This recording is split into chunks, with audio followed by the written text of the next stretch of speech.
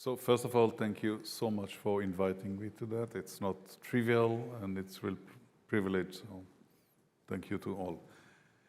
So I'm coming from Israel. I would like to say a proof of concept for many things around the world. Many times we are dealing with things ahead of other states later on can share it with us. But today, of course, I will talk about water. 100 years ago, in Israel, there were less than 2 million people. In all the region between the Jordan and the sea, there was less than 2 million people. Few economists or engineers, there's still debate who were, if they were economists or engineers, calculate that there is not enough water in this region, so it's better to stop growing this region. Currently in this region, there are 12 million people. And we have abundance of water. So what was a little bit the mistake in the calculation? No one assumed that technology can play a major role and take water from a natural resources to economic goods. Meaning at the past, we were collecting rainfall. Currently, we just produce water. All the way to dealing with reused water, seawater desalination, even rain enhancement. We reduce our water loss, implement variety of technologies, and no shortage of water in this region. So that's a very optimistic message that water, in principle, is not challenge. It's economic challenge.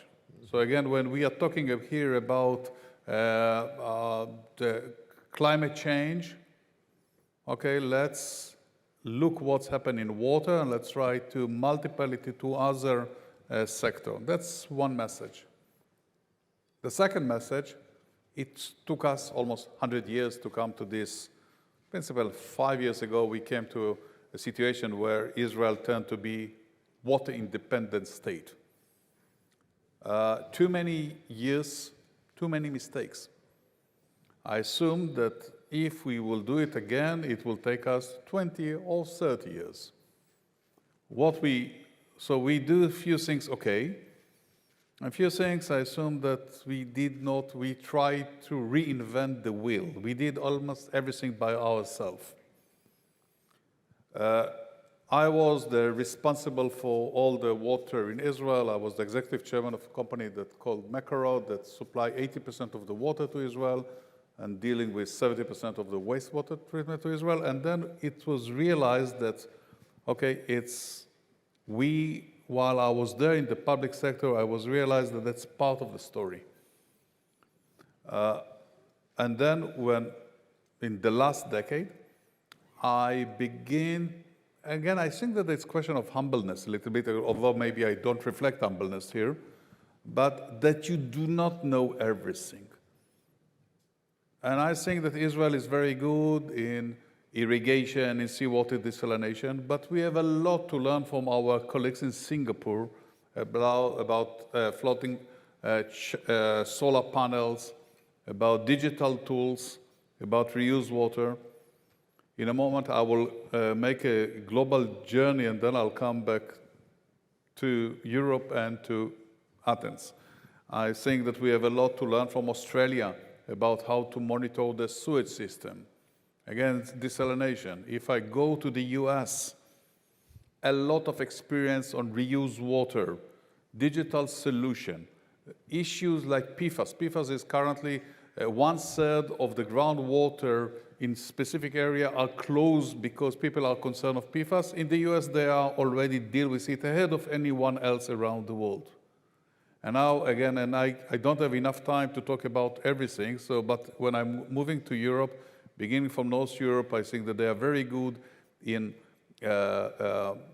resource recovery. When I'm moving to my colleagues here on the left from Porto, I think that they are ahead of anyone in how they deal with customer, reduce their water loss. And when I'm coming here to Athens, I think that your solution, again, big utility, they're dealing again with, at the end, soon reducing the temperature in this region, dealing with reused water. That's a very fascinating thing.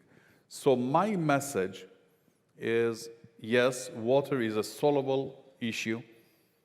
The moment that we understood that it's not a natural resource, but it's economic good, we need to approach it as an economic good. We need to be better in investing, in learn from others, and not to reinvent the wheel. I assume that it's not very popular, but I think that to be optimistic is my vision.